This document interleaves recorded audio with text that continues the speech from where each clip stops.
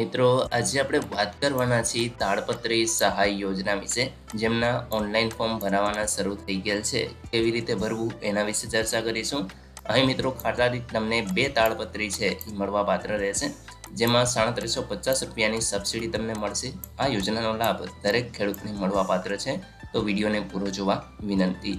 જો તમને વિડીયો ગમે તો લાઈક કરી દેજો, તમારા મિત્રો સુધી શેર કરજો અને ચેનલને સબસ્ક્રાઈબ કરી લેજો, જેથી આવી કોઈ પણ માહિતી આપ સુધી પહોંચતી રહે. તો ચાલો શરૂ કરીએ. મિત્રો, સૌપ્રથમ તો તમારે iKheduત.gujarat.gov.in નામની વેબસાઇટને ઓપન કરી યોજનાઓ નામનું કોલમ છે એના ઉપર ક્લિક કરશો એટલે તમામ યોજનાઓ અહીંયા તમને જોવા મળશે. જેમાં આજે વાત કરશું ખેતીવાડીની યોજનાઓ માટે. અહીં ક્લિક કરો, આ ઓપ્શનને આપણે ક્લિક કરશું. અહીં તમે જોઈ શકો છો તાડપત્રીની યોજના છે, જેમાં આપણે ક્લિક કરશું એટલે યોજનાની ડિટેલ છે એ તમને જોવા મળશે. અહીં મિત્રો અનુસૂચિત જાતિ માટે પણ છે, ત્યાર પછી સામાન્ય ખેડૂત માટે, એટલે કે તમામ કેટેગરી માટે આ યોજનાનો લાભ છે એ તમને મળવાપાત્ર છે. અનુસૂચિત જાતિના ખેડૂતો માટે તાડપત્રીની ખરીદ કિંમતના 75% અને ₹1875 આ બેમાંથી જે પણ ઓછું હશે એ 2 નંગ રૂપે તમને મળવાપાત્ર રહેશે. તો મિત્રો, અહીંયા 1875 તમે ડબલ કરશો તો 3750 રૂપિયા જેવી સબસિડી છે એ તમને મળશે. એ જ રીતે સામાન્ય ખેડૂત માટે 1250 છે નંગ દીઠ, અને જે અનુસૂચિત જાતિના ખેડૂતો છે એમના માટે પણ 1875 છે. અહીં મિત્રો સંભવિત લક્ષ્યાંક તમને જોવા મળે છે. તમામ કેટેગરી વાઇઝ અલગ અલગ છે, જેમાં ખાતા દ્વારા વખત જાહેર કરેલ જે ડિસ્કવરી હેતુ માટે તૈયાર કરેલ પેનલમાં સમાવિષ્ટ ઉત્પાદક વિક્રેતા છે એની પાસેથી તમારે ખરીદી કરવાની છે. મિત્રો, આ એમપેનલ વેન્ડર્સ છે એ તમારે જોવા હોય તો અહીંયા તમે જોઈ શકો છો એક ઓપ્શન આપેલું છે, એના ઉપર તમે ક્લિક કરશો. આ પ્રકારે તમે વેન્ડર જોઈ શકશો. અહીંથી ને મિત્રો, તમે જે પણ વેન્ડર તમને નજીક પડતો હોય એની પાસેથી તમે ખરીદી કરી શકો છો. આ પ્રકારે તમે આખું લિસ્ટ છે એ જોઈ શકશો. અહીંયા નીચે તમે જોઈ શકો છો મોબાઈલ નંબર સહિત તમને લિસ્ટ જોવા મળશે. અથવા તો તમારે ઇન્ક્વાયરી કરવી હોય તો પણ મિત્રો તમે અહીંયા જિલ્લાવાર ઇન્ક્વાયરી પણ કરી શકો છો.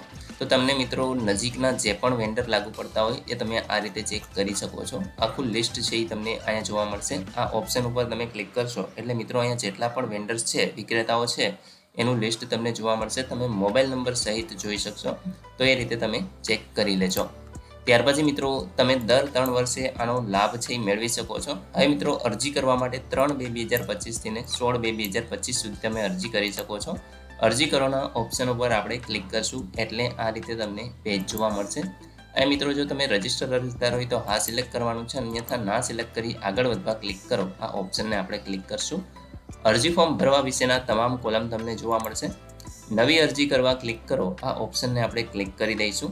અહીં તમે જોઈ શકો છો અરજદારની વિગત છે એ અહીંયા આપેલી છે, જેમાં મિત્રો તમારે નામ, ત્યાર પછી પિતાનું નામ, અથવા તો જો કોઈ પરણિત મહિલા આ અરજી કરતી હોય તો એમના પતિનું નામ અને અટક લખવાની છે. જાતિ એસસી અને જનરલ, અહીંયા તમે ઓબીસી અને એસટી આમાંથી આવતા હોય તો પણ તમે જનરલની અંદર ફોર્મ ભરી શકો છો. ત્યાર પછી સ્ત્રી પુરુષ જે પણ હોય એ તમે અહીંથી સિલેક્ટ કરી લેશો. તમારો જિલ્લો અહીંયા તમારે સિલેક્ટ કરવાનો છે. મિત્રો વહેલા તે પહેલાંના ધોરણે હોય છે, એટલે અહીંયા આપણે જે જિલ્લાઓ છે ફૂલ થઈ ગયા હોય, એટલે કે જેનું લક્ષ્યાંક પૂર્ણ થઈ ગયેલો હશે તો એ લિસ્ટમાં તમને નહીં જોવા મળે. ત્યાર પછી એ જ રીતે તાલુકા અને અહીંયા ગામનું નામ છે એ તમારે સિલેક્ટ કરવાનું છે. સરનામું, પિનકોડ નંબર, ત્યાર પછી દિવ્યાંગ છો કે કેમ, ઈમેલ આઈડી, કેવા પ્રકારના ખેડૂત છો, નાના, સીમાંત કે મોટા. અહીંયા હેક્ટર વાર તમે જોઈ શકો છો. 1 થી 2 હેક્ટર હોય તો નાના ખેડૂત, 1 થી ઓછું હોય તો સીમાંત ખેડૂત, અને 2 હેક્ટરથી વધુ જમીન હોય તો મોટા ખેડૂત. એ રીતે તમારે કેટેગરી સિલેક્ટ કરવાની છે. મોબાઈલ નંબર, આધાર નંબર અને અહીંયા ટિકમાર્ક કરવાનો રહેશે. જો તમે રજિસ્ટ્રેશન ધરાવતા હોય આત્માની અંદર, સહકારી મંડળીની અંદર કે દૂધ ઉત્પાદક સહકારી મંડળીની અંદર તો તમારે હા સિલેક્ટ કરવાનું છે, અન્યથા ના સિલેક્ટ કરી દેવાનું છે. બેંકની વિગત આપવાની છે, જેમાં આઈએફએસસી કોડ લખવાનો છે. ત્યાર પછી અહીંયા શો બેંક ડિટેલ કરશો એટલે ઓટોમેટિક ડિટેલ ભરાઈ જશે. તમારે મિત્રો અહીંથી બ્રાન્ચ સિલેક્ટ કરવાની છે, કયો જિલ્લો છે એ પસંદ કરવાનો છે. બેંક ખાતા નંબર એ તમારે કન્ફર્મ કરવાનો છે. તમારું નામ અંગ્રેજીમાં જે પ્રમાણે હોય એ રીતે લખવાનું છે, અને એડ્રેસ પણ એ જ રીતે આપી દેવાનું છે. જમીનની વિગત આપવાની છે, જેમાં જમીન રેકોર્ડ ધરાવો છો કે ટ્રાઇબલ લેન્ડ ધરાવો છો એ તમારે અહીંથી સિલેક્ટ કરી લેવાનું છે. અહીંયા મિત્રો તમે સિલેક્ટ કરશો એ જ રીતે તમે જોઈ શકશો કે અહીંયા નીચે તમને ખાતા નંબર છે એ પસંદ કરવાનો ઓપ્શન આવશે, અને ખાતેદારનું નામ પણ પસંદ કરવાનો ઓપ્શન આવશે. અહીંયા મિત્રો તમારે જિલ્લો, તાલુકો અને ગામ છે એ પસંદ કરવાનું હોય છે. જે ઉપર તમે કરેલું હશે એ ઓટોમેટિક અહીંયા તમને જોવા મળશે. રેશન કાર્ડની વિગત આપવાની છે, જેમાં અહીંયા નંબર આવશે, સર્ચ કરાવશો એટલે તમારા રેશન કાર્ડની અંદર જેટલા પણ સભ્ય હશે એ તમામ તમને જોવા મળશે. મિત્રો, એમાંથી તમારે તમારું નામ છે એ પસંદ કરી લેવાનું છે. અહીંયા કણે તમને જે કોડ જોવા મળે છે એ લખવાનો છે અને અરજી સેવ કરી દેવાની છે. જેવી અરજી સેવ કરશો એટલે મિત્રો તમને એક અરજી નંબર આપવામાં આવશે. એ અરજી નંબર મળી જાય ત્યાર પછી તમારે અરજીને કન્ફર્મ કરવાની હોય છે. કન્ફર્મ કરવા માટે જે અરજી નંબર મળેલો છે એ લખવાનો છે. અહીંયા તમારો ખાતા નંબર અથવા તો રેશન કાર્ડનો નંબર લખવાનો છે અને અહીંયા કેપ્ચા લખી અને તમારે અરજીને કન્ફર્મ કરી દેવાની છે. ત્યાર પછી એ જ રીતે સેમ પ્રોસેસથી પ્રિન્ટ પણ મેળવી લેવાની છે.